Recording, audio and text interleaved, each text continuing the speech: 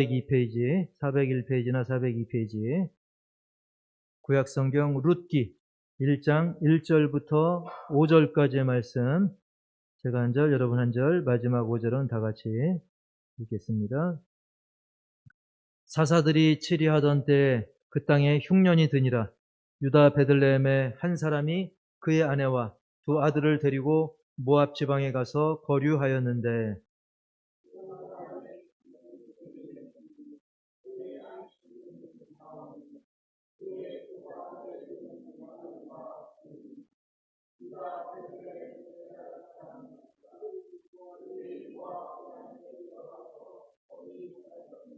나오미의 남편 엘리멜렉이 죽고 나오미와 그의 두 아들이 남았으며,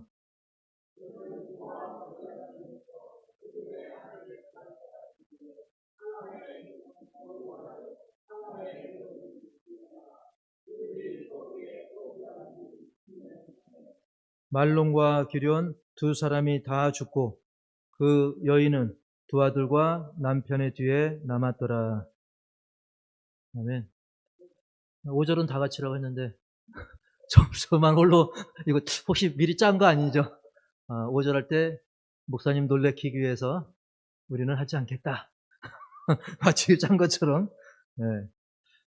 인생의 제목, 우리 다 같이 제목 시작. 인생의 흉년. 네, 인생의 흉년이라는 제목으로 말씀 연의를 함께 나누기 원하는데, 여러분 최근 뉴스를 보시면 마침 이제 어제 오늘 사이에 비가 좀 내리긴 했지만 최근 뉴스에 그 뉴스가 꼭 나왔어요. 비가 오지 않아가지고 가뭄 때문에 막 논바닥이 뭐 거북이 등껍질처럼 갈라진다든지, 또 저수지도 물이 줄어들면서 녹색으로 멀리서 보면 뭐 잔디밭처럼 보일지 모르지만 사실은 그게 아니죠. 네, 녹조 현상. 네, 오랫동안 비가 오지 않으면 저수지의 물이 마르면서 녹조 현상. 그래서 비유적으로 카페 가면 녹차라떼라고 있어요. 녹차라떼라고 있는데 그거하고 빗대가지고 녹조라떼라는 표현을 쓸 정도로, 사실 우리가 사진으로만 보지만 실제로 농사를 짓는 그 현장에 있는 농민들의 마음은 그야말로 이 피땀 흘려서 농사를 지었는데 정말 타는 햇살만큼이나 그 속에 아마 타들어갈 것입니다. 이렇게 흉년, 이 흉작의 상황은 이 농사에만 있는 것이 아니라 사실 우리 인생에서도 오늘 말씀 제목처럼 흉년이 있다는 사실이죠. 예를 들면 뭐 일단 그 경제적인 흉년을 이야기할 수 있습니다. 사업이 막 안 되고 장사 안 되고 또 실직하고 때로는 뭐 사기를 당하고, 그리고 우리 한참 전에 IMF 있었죠? 그때 그야말로 경제의 흉년이잖아요. 또 코로나19 시대에 있었죠? 그야말로 내 맘대로 내 계획대로 안 되는 게 이 돈 문제, 이 경제 문제. 이 전문가라 할지라도 막 경제 전문가도 실패를 많이 하죠. 그 사람들이 못 배워서 그런 걸까요? 그렇지 않죠. 이 학문을 뛰어넘는 뭐 별별 복잡한 변수가 굉장히 많습니다. 이렇게 경제적인 흉년을 우리가 겪을 수 있습니다. 그리고 우리 인생의 흉년은 또 그게 다가 아닙니다. 어떤 인간관계의 흉년도 있을 수 있어요. 인간관계, 가장 밀접한 부부 사이인데 정말 사랑해서 결혼했다고 했는데 이 부부 사이에도 막 흉년처럼 그렇게 어려움이 있을 수 있고, 또 내 몸에서 나온 자식, 또 나를 낳아준 부모 자식 간에도, 그리고 같은 피를 나눈 이 형제 자매 간에도, 또 절친, 둘도 없는 그 친구 사이에도 이 아름다운 관계들이 어떤 돈 문제, 재산 문제, 어떤 소통의 문제, 서로 여러 감정의 문제 등등으로 인해서 막 어려움을 겪을 수 있죠. 특히 요즘 뭐 이혼이나 졸혼이 느는 거는 그냥 기본이고, 뭐 손절이란 단어를 자주 사용하죠. 손절, 완전히 나는 그 사람과 이제 관계를 끊겠다, 손절. 그러다 보니 막 고독한 사람들이 점점 늘어나는 것도 우리가 보게 됩니다. 이렇게 경제적인 그 흉년, 또 인간관계의 흉년, 거기다가 그것까지 더해진다면, 즉 우리 몸의 흉년, 우리 몸의 흉년이 뭐겠습니까? 한때는 막 곰 같다 할 정도로 튼튼함을 자랑했던 몸도 점점 세월이 가고 또 여러 가지 질병, 노화 등등으로 우리 육신의 흉년도 맞이할 수 있는 것이죠. 그런 육신의 흉년은 대개는 전조가 있어요. 미리 이런저런 증상이 슬슬 나타나다가 점점 아플 수도 있고, 때로는 전혀 몰랐는데 하루아침에 갑자기 나타날 수도 있습니다. 이렇게 우리 인생의 흉년은 경제적으로나 인간관계적으로나 또 우리의 육체적으로나 다양하게 흉년을 우리가 맞이할 수 있습니다. 그런데 한 가지를 덧붙이면 이게 사실은 더 중요합니다. 따라서일까요? 신앙의 흉년. 네, 신앙의 흉년. 정말 내가 교회는 다니는데 하나님과 왠지 점점 멀어지는 것 같고 왠지 하나님도 날 안 도와주는 것 같고 사실 그런 근심, 의심 속에서 기도도 찬송도 예배도 점점 멀어집니다. 사실은 이게 제일 심각한 흉년이죠. 앞에 얘기했던 흉년들, 뭐 경제적인 거, 인간관계, 신체, 우리 몸의 흉년, 이런 것은 우리가 신앙이 풍년이면 너끈히 이겨낼 수 있습니다. 믿음으로 회복할 수 있습니다. 이거는 단순한 주장이 아니라 실제로 뭐 저도 그렇고 여러분도 그렇고 인생의 온갖 그 환란 풍파 그런 흉년들을 믿음으로 극복하는 간증들이 널려 있습니다. 뭐 기독교 방송, CBS, CTS, 뭐 극동방송 등등 라디오든 TV든 우리가 좀만 관심을 갖고 보면 나보다 더 어려운 사람들도 극복하는 믿음만 있으면 믿음으로 극복하는 간증들이 사실은 널려 있죠. 그러나 다른 것은 풍년이라도 농사도 잘 돼, 사업도 잘 돼, 직장도 안정돼, 인간관계도 좋고 건강도 좋고 다른 게 다 잘 되는데 신앙의 흉년이 들면 오히려 그건 더 큰 재앙, 더 큰 흉년이 될 수 있습니다. 왜냐하면 다른 것이 다 잘 되다 보니까 거기에 정신 팔려가지고 내 영혼이 흉년드는 것은 모른 채 사실은 그 영혼이 날이 갈수록 시들시들 피폐해져 가고 그 영혼이 죽어간다는 사실이에요. 그런데 그걸 정작 당사자가 모르는 것이죠. 그래서 요한 3서 2절에 그런 말씀 있죠. 사랑하는 자여 내 영혼이 잘됨 같이 내가 범사에 잘되고.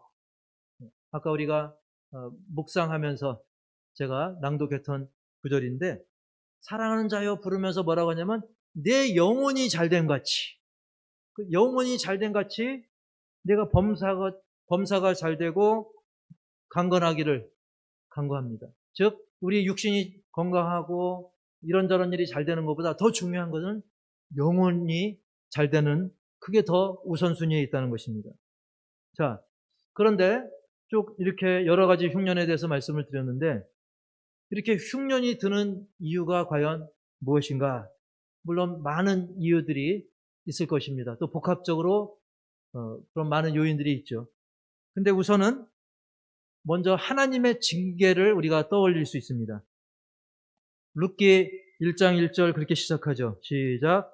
사사들이 치리하던 때, 치리하다, 다스렸다. 사사들이 다스렸던 그때인데 이 사사라고 하는 것은 구약시대 때 제1대 왕, 사울 왕을 세우기 전에 하나님께서 택한 그 지도자입니다. 그래서 백성들을 다스리고 지도하던 어떤 정치적, 군사적인 그런 지도자들이 사사인데 근데 이런 사사 시대를 잘 이야기해주는 그런 구절이 있습니다. 사사 시대 때 어떤 일이 있었느냐? 우리 사사기 21장 25절 시작. 그때 이스라엘에 왕이 없으므로 사람이 각각 그 소견에 옳은 대로 행하였더라. 아멘. 사람들이 어떻게 행하였더라? 각각 그 소견에 옳은 대로. 즉 자기가 자기 판단에 맡겼다는 거예요. 하나님의 판단이나 하나님의 계획, 생각 그것도 아니고 하나님이 세운 어떤 왕이나 지도자의 생각도 아니고 그냥 자기 뜻대로, 자기 마음대로. 그러다 보니까 완전히 도덕적으로, 영적으로 그리고 그 외에도 많은 부분이 굉장히 혼탁했던 시대였던 거죠. 대한민국도 혹시 그렇게 되지 않을까 우리가 생각하면서 기도를 해야 되는데요. 결국 이 이스라엘의 흉년이 든 것은 하나님의 백성들을 자처하던 그들이 하나님의 뜻을 따르기보다는 각각 제 마음대로 살기 때문에, 자기 소견에 오른 대로 내 마음대로 살기 때문에 하나님께서 징계하신 결과 그런 엄청난 흉년을 맞이하게 된 것이죠. 그래서 이스라엘은 하나님이 택한 백성임에도 불구하고 여러 가지 면에서, 즉 경제적인 면, 정치적인 면, 문화적인 면, 신앙적인 면까지 흉년이 계속 되었다는 것입니다. 일례로 또 그 이후에 우리 요나를 봐도 훗날 그 요나 선지자가 풍랑을 만나서 바다에 던져지고 물고기 밥이 될 뻔했어요. 실제로 밥이 됐어요. 됐죠.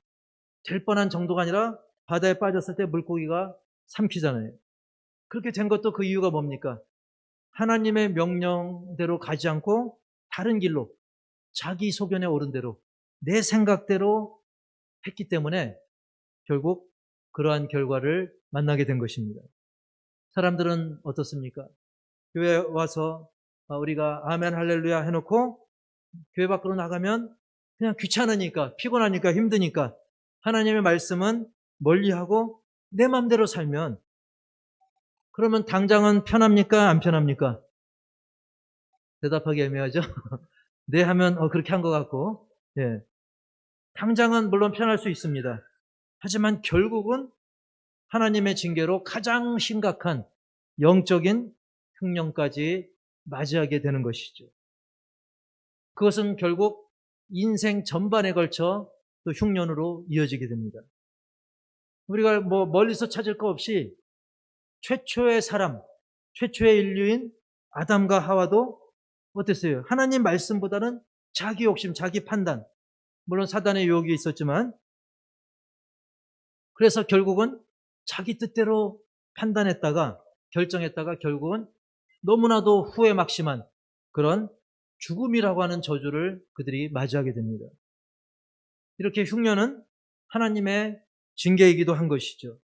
그러나 모든 흉년이 다 하나님의 징계인 것만은 아닙니다. 왜냐하면 하나님 뜻대로 신앙생활 잘 하는 사람에게도 흉년이 올 수 있기 때문이죠. 그래서 조금 전에 말씀드린 것처럼 하나님의 징계 때문에 흉년을 맞이하기도 하지만 또 하나의 요인이 또 있습니다. 두 번째는, 따라서 합시다. 연단의 과정. 연단의 과정으로서 맞이하게 되는 흉년도 있다는 거예요. 예수님의 제자들, 사도들, 바울 열심히 주님 뜻대로 살고자 했지만 그들에게도 연단이 있었습니다. 초대교회도 마찬가지였고 우리 한국교회도 보면 열심히 말씀대로 하는데 그런 흉년과 같은 상황이 있는 것을 우리가 볼 수 있죠. 그런데 이런 흉년은 오히려 성도들로 하여금 좋은 단련, 훈련의 과정이 될 수 있습니다. 그래서 당장은 어렵고 힘들어도 결과적으로는 더 풍성한 은혜로, 더 풍성한 복으로 하나님께서 이끌어 주실 줄 분명히 믿습니다. 조금 전 그 그림을 다시 비춰주시면 그 욥을 보시면, 욥은 어떻습니까? 우리가 욥기를 읽어보면 와, 정말 이 세상에 이런 흉년이 있을 수 있나, 그럴 정도로 인생 최대, 아니 최악의 흉년을 욥이 겪게 되죠. 근데 욥이 죄를 짓고 자기 마음대로 살던 그런 사람이었습니까? 그렇지 않죠. 하나님 뜻대로 그는 살았고 그는 굉장히 높은 위치로 갈 수 있을 정도로 부러워하는, 하지만 높이 올라갈수록 그만큼 떨어질 때는 더 아프고 더 비참한 법이죠. 욥은 그야말로 최고의 복을 받은 그 모습에서 최악의 벌을 받은 그런 사람의 모습이었습니다. 그렇게 사람들이 비난할 정도로, 가장 친했던 친구들조차 그를 비난할 정도로, 그런 재산을 다 잃었습니다. 자녀들도 잃었습니다. 심지어 부인도 남편 욥을 저주하며 떠나갔습니다. 게다가 자신의 육체 또한 병들었습니다. 그야말로 그 욥기를 읽다 보면 한숨이 나올 정도로 그는 너무나 큰 인생의 흉년을 맞이했습니다. 하지만 그는 하나님의 징계로 받은 그런 흉년이 아니라 욥에게는 연단의 과정이 되었던 것이죠. 실제로 욥은 이런 인생의 흉년에도 불구하고 믿음으로 그는 잘 극복을 했고 이후에 하나님과 더 가까이 동행하면서 더 풍성한 은혜를 체험하고 더욱더 넘치는 복을 누릴 수가 있었던 것이죠. 그래서 욥기 우리 42장 5절을 보시면 이런 고백이 있습니다. 시작. 내가 주께 대하여 귀로 듣기만 하였사오니 이제는 눈으로 주를 배움나이다. 아멘. 귀로 듣기만 하였사오나, 우리가 주님에 대해서 귀로 듣는 것만 해도 얼마나 감사하고 너무나 가깝고 감격적인 일입니까? 근데 전에는 귀로 듣는 정도였지만 이제는 눈으로 볼 정도로 하나님과 친밀한 삶을 이야기합니다. 근데 욥은 고난 중에도 이런 믿음의 고백을 했다는 사실이죠. 고난 중에도. 고난이 끝나고 다 회복된 다음에 그때만 아이고 하나님 지켜보니까 괜찮네요. 그게 아니라 고난을 당하고 있는데도 오히려 고난 중에도 하나님을 더 가까이 체험하고 하나님을 더 깊이 사랑하고 또 자신의 연약함과 부족함을 더 깊이 깨닫고 그런 은혜를 그가 누렸고 그리고 그 이후에는 하나님께서 그의 모든 것을 회복을 시켜주셨다는 사실입니다. 우리는 뭐 어려운 게 다 해결돼야만 그때 할렐루야 그때만 하는 것이 아니라 욥처럼 고난 중에도 흉년 중에도 여전히 우리는 내 영혼만큼은 풍성한 은혜, 풍년을 노래하고 찬양할 수 있기를 주의 이름으로 축복합니다. 자, 그렇다면 우리도 언젠가 언제라도 맞닥뜨릴 수 있는 인생의 흉년, 혹시 어떤 사람은 지금이 그런 인생의 여러 가지 중에 한두 가지, 한 가지 또는 복합적으로 흉년일 수도 있는데요. 어쨌든 우리는 이 인생의 흉년에 대해서 어떻게 대처해야 될까? 어떤 사람들은 피해야죠. 흉년 아닌 곳으로 피해야죠. 숨어야죠. 그렇게 생각할 수 있어요. 그래서 그 방법 중에 하나는 도피입니다. 피하는 것. 오늘 그 본문에 쭉 읽은 내용도 그 유다 베들레헴에 살던 엘리멜렉과 그 아내 나오미 이 부부가 있었는데 흉년이 드니까 일단은 피하는 방법을 택합니다. 자기의 두 아들 말론과 기럨을 데리고 피했는데 어디로 갔냐면 이방인 지역, 모압 지방으로 도피를 하는 방법을 선택했습니다. 근데 그 지방이 문제가 뭐냐면 우상 숭배하는 지역이고 또 음란한 문화가 판치는 곳이었어요. 그래도 어쨌든 그곳에 가서 우선은 먹고 사는 문제 해결합니다. 두 아들도 거기서 그곳 주민, 이방 여자들과 결혼합니다. 즉, 저 타국에서 결혼하고 자리 잡고 나름 환경에 적응하며 살긴 했습니다. 그러나 10년쯤 됐을 때 결국 그곳에서 그 남편 엘리멜렉이 죽습니다. 게다가 그 두 아들까지 죽게 됩니다. 며느리만 남은 거예요. 그 어머니하고. 오히려 더 큰 인생의 흉년을 맞이한 것이죠. 호랑이 피하다 곰을 만난다는 그런 얘기처럼. 그렇습니다. 어쨌든 그저 내 생각과 계획만 가지고는 잠시 그 비를 피하듯 피할 수는 있겠지만 근본적인 해결책은 아니라는 사실입니다. 오히려 더 큰 암초에도 부딪힐 수 있는 것이죠. 그래서 첫 번째는 도피하는 방법, 그리고 두 번째는 아예 부인하는 방법. 즉, 내 심령이 흉년임에도 인정하지 않는 것이죠. 인정하지 않는다. 우리의 심령에 흉년이 들었어요. 내 신앙에 흉년이 들었어요. 그러나 그것을 깨닫지 못하고 인정하지 않는 것이죠. 마치 사울왕이 그랬던 것처럼 아무리 선지자가 지적을 하고 하나님의 징계를 예고해도 책망까지 해도 아무리 사무엘이 그렇게 책망하고 지적하는데도 전혀 별 문제 없다는 듯이 계속 자기 마음대로 했습니다. 변명만 했습니다. 그리고 지적을 하면 거기에 대해서 어떤 수정을 해야 되는데 그렇지 않았어요. 그러다가 결국 전쟁터에서 비참한 최후를 맞이하게 됐죠. 우리는 사울처럼 깨닫지 못하면 멸망하는 짐승처럼 되어버리는 것입니다. 그래서 우리가 말씀을 읽으면서 또 설교를 들으면서 저건 암흑의 얘기인데 하기 전에 나에게 선포되는 말씀, 내가 읽는 말씀은 따라서 합시다. 내게 주시는 말씀이다. 내게 주시는 말씀으로 듣고 하나님, 나의 부족하고 연약한 부분 깨닫게 해주심을 감사하고 이걸 고치도록 성령께서 도와주옵소서. 이렇게 대처하고 예수님의 형상으로 날마다 조각되어야 될 줄 분명히 믿습니다. 그럼에도 불구하고 끝까지 부정하거나 깨닫지 못하면 그렇게 되는 거예요. 사울처럼. 꼭 전쟁터에서 죽는 거 아니라 할지라도 영혼이 더 피폐해지고 더 깊은 흉년으로 빠져들게 되는 것이죠.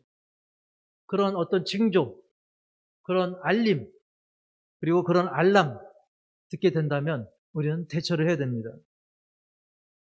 전에 나이가 있으신 분은 다 아시겠지만 1995년도에 이 삼풍백화점 그 붕괴 그것이 끔찍한 건 우리가 알지만 중요한 건 사실은 그 전에 전조가 있었어요. 냉각탑이라든지 기둥이라든지 그런데 균열이 있다든지 이미 이거 무너질 것 같은데라는 그런 사인이 보였다는 거예요. 그런 전조 증상이 있었다는 거예요. 하지만 그걸 무시하고 미루다가 다음에 하자. 요번에 박앤세일 하고 하자. 예를 들면 그렇다는 거죠. 결국 숫자 502가 뭐냐면 사망자 숫자입니다. 사망이 502명이 죽었어요. 요즘 몇 명만 죽어도 뉴스에 나는데 1995년도에 그런 일이 있었습니다. 그래서 좀 자세히 말씀을 준비하면서 보니까 남자분이 106명, 여자분이 396명, 여자분들이 더 아무래도 이렇게 장을 또 여자분들이 많이 보지 않습니까? 400명 가까이. 그리고 부상자가 937명입니다. 부상자. 그리고 실종이 6명. 실종됐으면 거의 그 실종자 가족들에게 미안한 얘기지만 사실은 사망 가능성이 꽤 높은 거 아니겠습니까? 자, 중요한 건 뭡니까? 사람 많이 죽었다. 그게 중요한 것이 아니라 그 전조 증상이 있었는데도 그거를 대처하지 못했다는 거예요. 우리 신앙의 흉년도 마찬가지입니다. 우리 인생의 흉년도 마찬가지죠.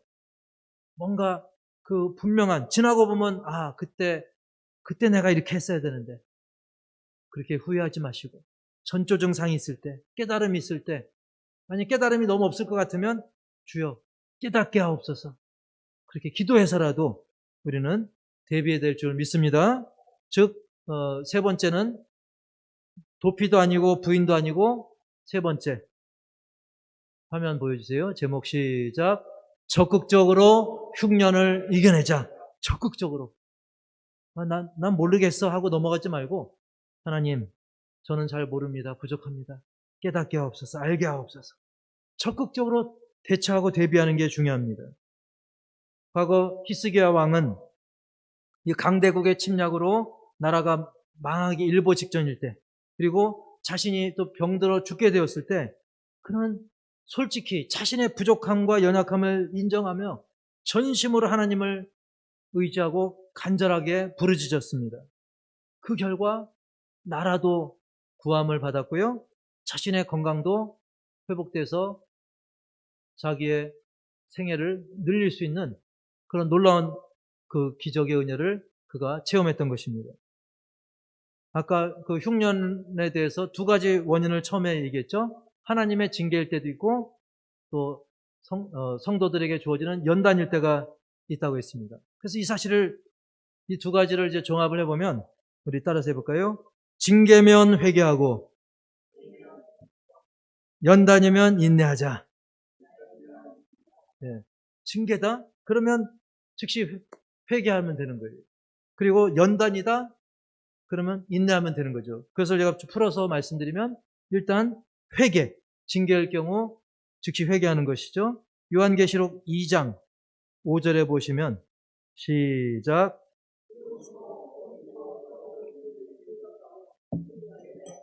처음 행위를 가지라. 만일 그리하지 아니하고 회개치 아니하면 내가 내게 가서 내 촛대를 그 자리에서 옮기리라. 아멘. 과연 내가 어디서 놓쳤는가? 이 흉년의 원인이 뭔가? 그거를 생각하고 회개하라. 그리고 처음 행위를 가지라. 처음. 우리가 사랑도 첫사랑, 그 순수했던 첫사랑인 듯이 하나님을 향한 그 첫사랑, 첫 믿음, 정말 순수하고 하나님을 더 의지하고 마치 어린아이가 엄마 품을 사모하듯이 그 순수했던 믿음, 그 첫 열정, 그거를 회복하라는 거죠. 만약 그렇지 않고 끝까지 회개 안 하면 하나님께서 내가 너에게 가서 내 촛대를 그 자리에서 옮겨버리겠다. 촛대로 옮긴다는 것은 교회의 영광, 교회의 사명, 그걸 박탈하고 다른 데로 옮기겠다는 것입니다. 저와 여러분에게 주신 주님의 영광에 동참할 수 있는 그 놀라운 특권, 그 은혜, 또 우리에게 주신 그 사명, 그것을 딴 사람에게, 또 딴 교회에게, 또 딴 지역으로 옮기시겠다는 사실입니다. 그러므로 우리는 미루지 말고 깨닫는 즉시, 못 깨달으면 깨닫게 해달라고 기도해서라도 우리의 연약함과 부족함을, 우리가 놓쳐버린 부분을 회개할 때 흉년이 끝날 줄 믿습니다. 그리고 아까 연단이면 인내하라고 그랬는데, 인내의 경우 우리 계시록 3장 10절 시작. 내가 나의 인내의 말씀을 지켰은즉 내가 또한 너를 지켜 시험의 때를 면하게 하리니. 아멘. 우리가 끝까지 인내하면서 인내하라는 명령에 순종하면 주님께서 우리를 지켜서 이 시험의 때, 이 환난의 때, 이 흉년의 때를 우리가 이길 수 있도록 도와주신다고 했습니다. 따라서 합시다. 주님이 도와주신다. 우리 하나님은 욥을 도와주셨습니다. 그리고 노아와 함께 하시고 그 긴 세월을 이길 수 있게 하셨고, 또 누구보다 요셉, 이 감옥에 억울하게 갇혀가지고 노예 생활하고 종살이하고 또 감옥살이 했던 그 요셉, 그의 그 시험의 때를, 환난의 때를 이길 수 있도록 능히 도와주셨습니다. 그 하나님이 우리를 도우시는 줄 분명히 믿습니다. 그래서 오늘 말씀 처음에 나왔던 그 나오미, 2절에 보면 그 아내의 이름은 나오미라고 했는데, 이 나오미는 좀 늦은 감은 있지만 그래도 늦게나마 인생의 흉년을 깨닫고 자기가 피신하고 정착했던 그 모압을 과감히 떠납니다. 사실 어때요? 이미 망한 거, 그래, 이 나이에 어딜 가랴, 그냥 여기서 살다 죽자, 그러지 않았습니다. 그것을 과감히 떠나서 유다 베들레헴으로 돌아오게 됩니다.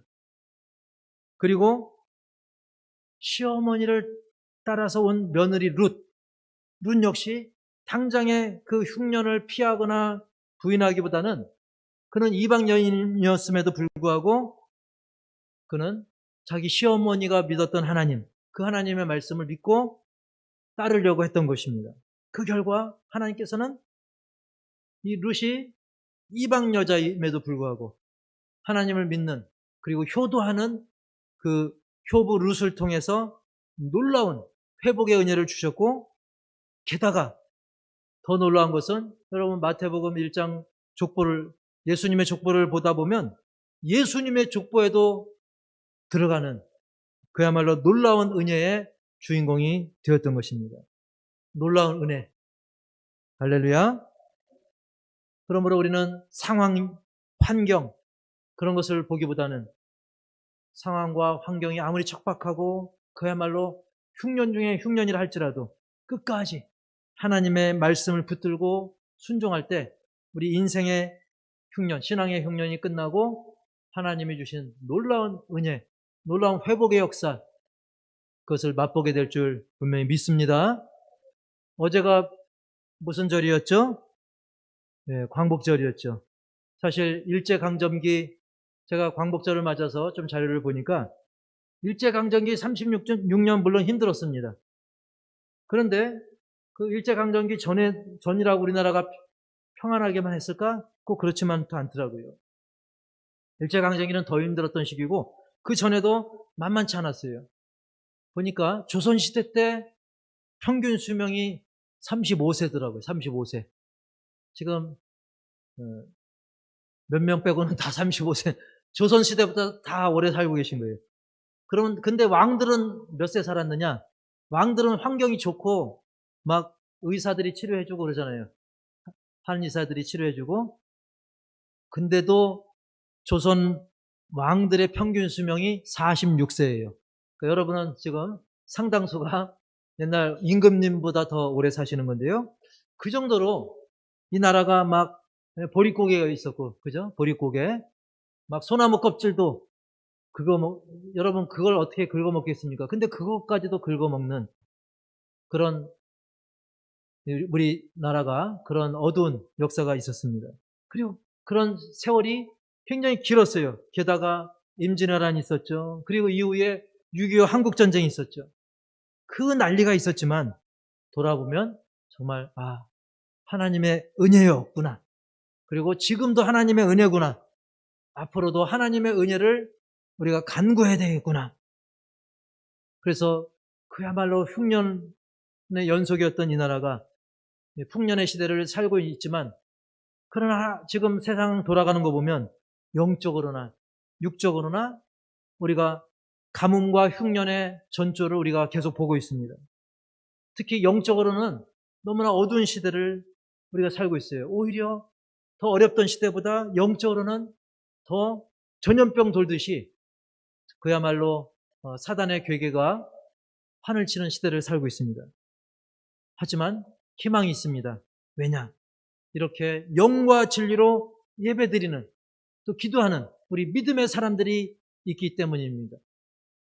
믿으시기 바랍니다. 그래서 우리는 영과 진리로 예배하고 찬양하고 기도하는 우리 믿음의 사람들에게는 하나님이 예비하신 풍년이 오고 있음을 믿으시고 그런 믿음의 기세로 요즘 기세란 말이 운동 경기에 쓰이더라고요. 축구는 기세다. 배구는 기세다. 기세가 안 빠지는 데가 없어요. 그래서 모든 스포츠 종목에도 기세, 어떤 내가 부족하지만 나 이길 수 있다. 그 기세가 중요하죠.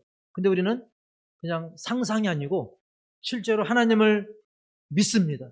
하나님이 도와주심을 믿습니다. 하나님이 함께 하심을 믿습니다. 그런 믿음의 기세를 가지고 기도하고 이 어두운 세상을 헤쳐나갈 때 하나님께서 반드시 도우시고 이끄시고 그것을 믿는 우리를 또 불신 영혼들이 바라보고 그들에게도 도전을 주는 그런 저와 여러분 다 되기를 주님의 이름으로 간절히 축원합니다. 축복합니다.